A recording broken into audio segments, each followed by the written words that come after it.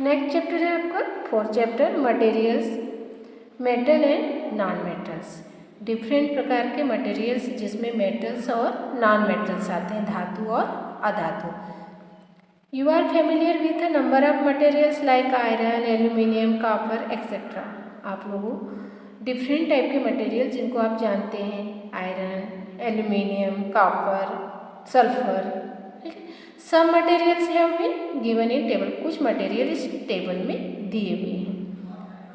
Object material iron, coal, sulphur, aluminium, copper.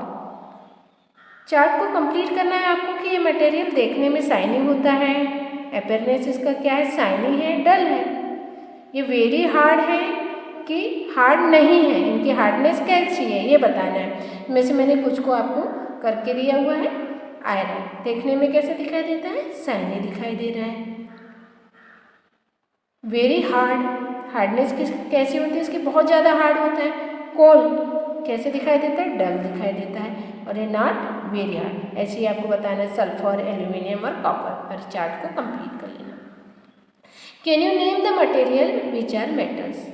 अब आप बता सकते हैं कि कौन से मटेरियल्स मेटल्स हैं, धातु हैं, और कौन से अधातु हैं। The rest are the material in table 4.1।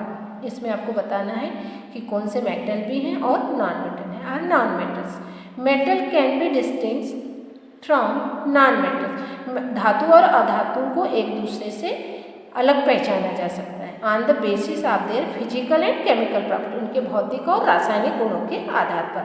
Recall the lustre and hardness are physical properties, उनके भौतिक गुण, उनकी आघातवर्धनता, चमकदार, लस्टर्ड, वो उनकी पतली चादर बनाई जा सकती है कि नहीं, उनके हार्डनेस के अकॉर्डिंग हम धातुओं और अधातुओं को डिवाइड कर सकते हैं।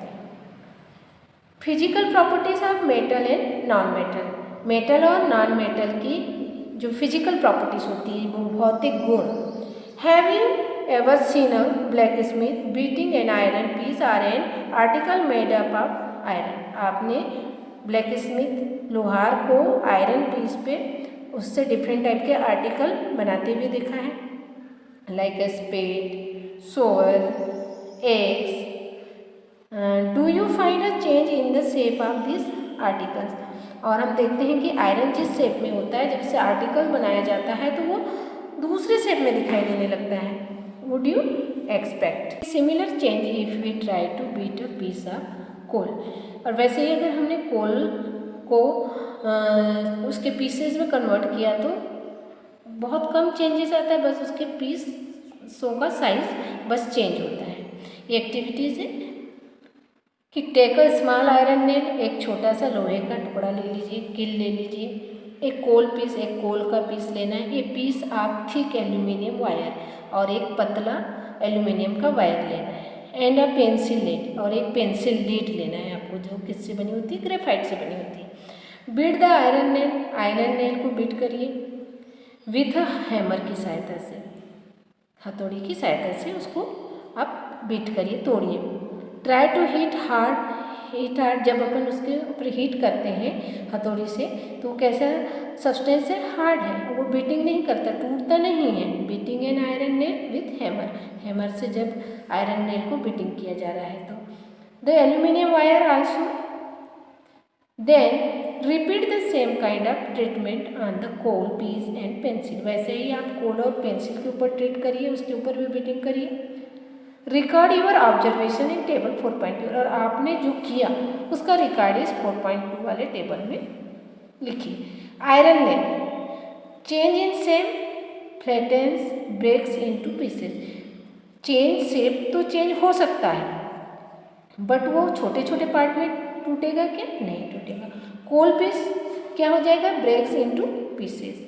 एल्यूमिनियम आयन ये लस्टर होता है, डक्टाइल होता है, ये चेंज इन शेप हो सकता है, बट ये छोटे छोटे पीस में भी नहीं टिका। पेंसिल लीड को अगर हमने हैमर से बीट किया तो वो छोटे छोटे पार्ट में डिवाइड हो जाएगी। तो हमको ये टेबल को कंप्लीट करना है, बताना है कि किस में शेप चेंज होगा, कौन फ्लैटेंस होगा, कौन ब्रेक होगा इनटू पीस। यू सा the shape of the iron nail and the aluminium wire change on beating. If they were beaten harder, these could be changed into seeds. वो दोनों कैसे चेंज हो जाएंगे? सीट में चेंज हो जाएंगे, चपटे हो जाएंगे अगर उसके ऊपर हैमर से वार किया गया। You might be familiar with silver foil used for decorating sweets. आपने देखा होगा कि सिल्वर फॉइल का यूज़ मिठाइयों में किया जाता है, उसको डेकोरेट करने के लिए चांदी का वर्क किया जाता है कि मिठाइयों के ऊपर। You must also be familiar with the aluminium foil used for wrapping food. भोजन को पैकिंग करने के लिए रैपिंग पेपर भी आते हैं। The property of metals by which they can be beaten into thin sheet. तो मेटल की प्रॉपर्टी होती है कि जब उसको पीटा जाता है, उसके ऊपर वार किया जाता है, तो वो पतली चादर में कन्वर्ट हो जाती है और उसको हम क्या बोलते हैं? Malleability. This is a character property of metal. तो ये किसका कैरेक्टर हो गया? मेटल का कैरेक्टर हो गया। As you must have noticed, materials like coal and pencil lead do not show this property. पर पेंसिल और कोल को अगर हम बीटन करेंगे तो वो छोटे छोटे पार्ट्स में डिवाइड होगा। क्या उसकी पतली चादर बन सकती है? नहीं बन सकती है। तो can we call this metal.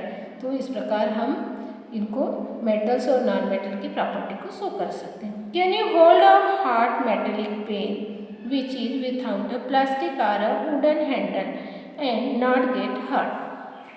क्या आप किसी मेटल की कढ़ाई या कोई पॉट है उसको आप बिना प्लास्टिक या वुडन के हैंडल लगे हुए आप पकड़ सकते? नहीं पकड़ सकते। वाई? क्यों नहीं भाई? क्योंकि जो मेटल होते हैं वो गुड कंडक्टर ऑफ इलेक्ट्रिसिटी होते हैं और हमारे जो प्लास्टिक है, वुड है, इसमें इलेक्ट्रिसिटी कंडक्ट नहीं हो सकती। तो try to list some other experience in which a wooden or plastic handle protects you from being hurt while handling hot things. जिससे कि आपको प्लास्टिक हैंडल और वुडन हैंडल आपके हाथों को प्रोटेक्शन दे सके और आपके हाथ जले ना। On the basis of this experience, what can you say about the conduction of heat by wood and plastic? You must have seen an electrician using his screwdriver. What kind of handle does it have? Why? Let us find out. आप जानते हैं कि जब electrician अपने screw driver और जो उनका tester वगैरह अदर इंस्ट्रूमेंट होते हैं उसके जो हैंडल होते हैं वो क्या मेटल्स के बने हुए होते हैं? नहीं होते। उसमें प्लास्टिक होता है, वुडन होता है, क्योंकि ये बेड कंडक्टर ऑफ इलेक्ट्रिसिटी होता है। एक्टिविटी है 4.2। Recall how to make an electric circuit to test whether electricity can pass through an object or not. You might have perform the activity with various objects in class 6. Now repeat the activity with the materials maintained in table 4.3. Observe and group these materials into good conductor and poor conductor.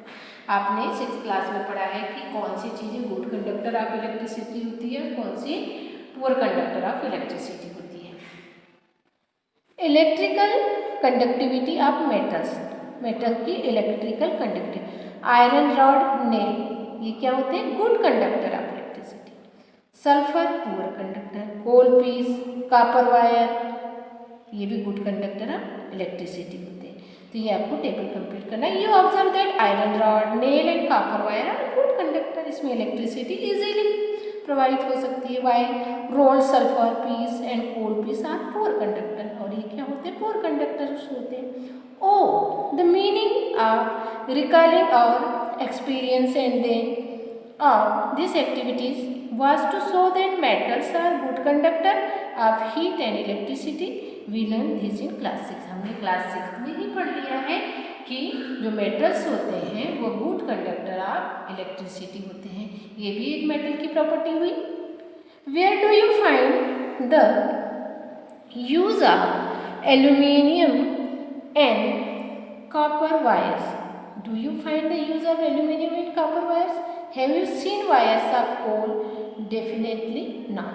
हम देखते हैं कि जो electricity में wire use किए जाते हैं वो कॉपर या एल्यूमिनियम के होते हैं, पर क्या आप कोल से वायर तैयार कर सकते हैं?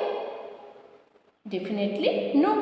The property of metal by which it can be drawn into wires is called ductility. क्योंकि कॉपर में और एल्यूमिनियम में ये प्रॉपर्टी होती है कि उसके पतले से पतले तार जिनको आसानी से खींचा जा सकता है, उनकी प्रॉपर्टी होती है डक्टिलिटी होती है, तन्यता।